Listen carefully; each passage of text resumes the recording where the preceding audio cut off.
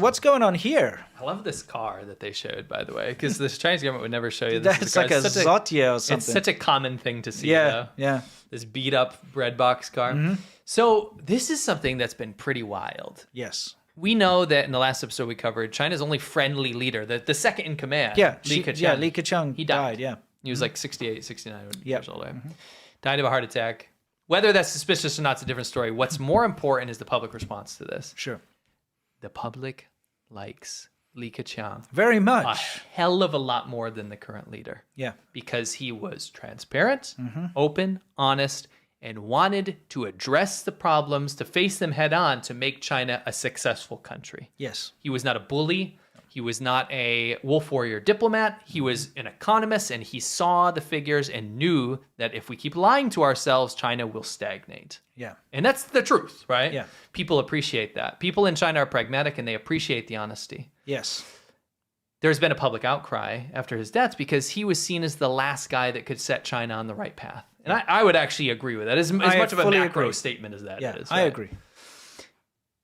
The Chinese government, for the first time I've seen, has really stifled such a large figure's death. Yeah. And people are wanting to lay flowers. People are wanting to talk about it. People are saying that they're upset, but they're avoiding saying his name so much. I've talked to some people that are avoiding even Like mentioning his name in conversation. Because it looks like what's happening is the Chinese government's actually stifling the not despair, but the grieving process about this leader, because they don't want their populace to grieve over this leader that is seen as more desirable than the current dictator. It's pretty scary. They've had the police there stopping people from laying down flowers, for instance, and it's kind of disgusting that they're doing this. But like you say, it's obviously because they want to kind of hush it up.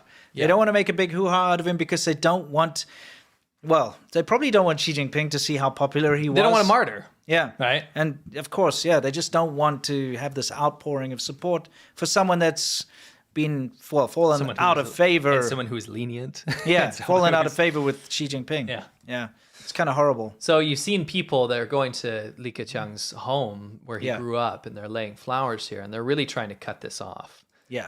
And I thought this was kind of interesting. We talked about this, and we've talked about this ad nauseum, but like every Chinese leader, every communist leader has to be known for something. Sure. So Mao Zedong was known for creating the new China, right? Yeah, and destroying Chinese history. Right. Deng Xiaoping, known for reform and opening, right? Yes, Jiang Zemin, known for creating foreign investment, right? Sure. All this kind of stuff. Like every leader has been known for a thing. Yeah.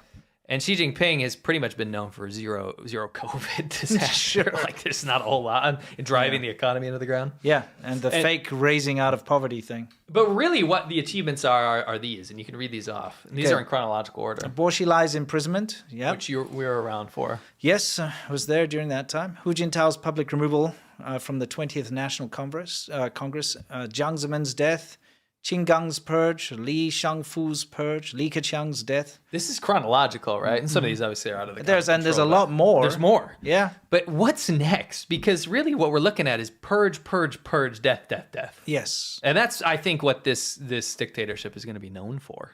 Wiping out the entire Communist Party except for himself. All the leaders. Yes. Anyone with power. I mean, I want you guys, let's make this democratic. What do you think's next? Because there's going to be something. And hopefully it's not Taiwan invasion. But it's looking like you can look at every Chinese leader's accomplishments, and I'm going to be honest with you, the majority of them are quite negative. Yeah. But there are positives in there, Sure. right? There's positives in Mao's weird transformation of education later when he stopped saying being educated is bad. Right? Sure. There was inequality of women's rights, even though that was so that women could do more work. In the end, that did help a little bit, right? Sure.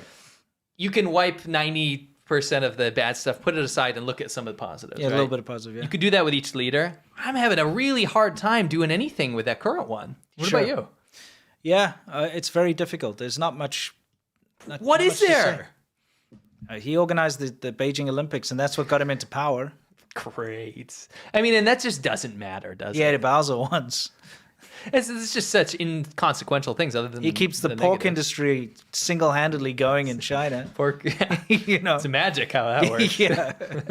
Anyway, what do you guys think? What do you guys think is next?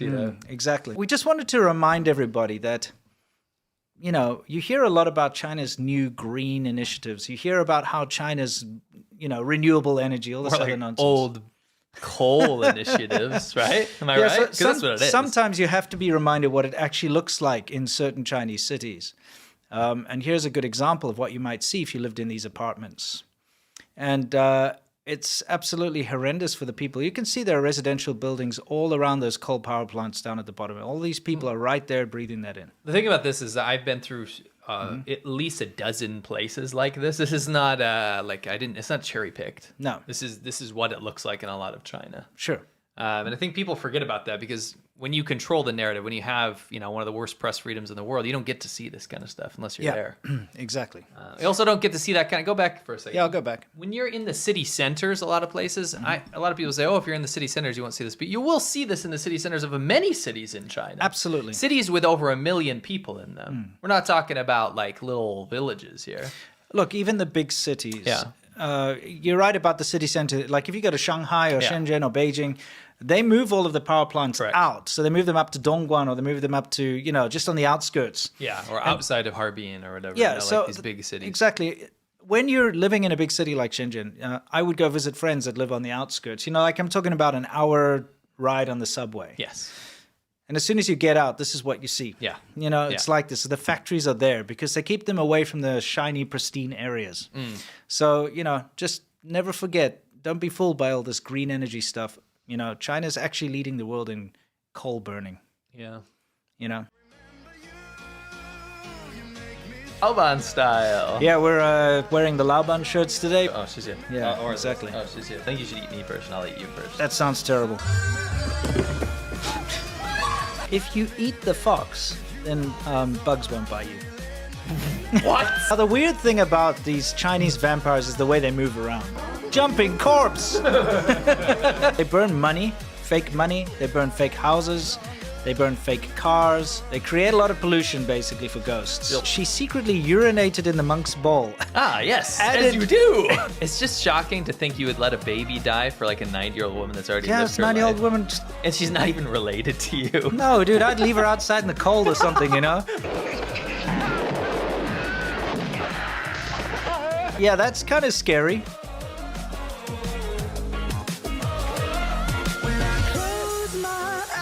Can almost see it. When I take a breath, you fill up my life.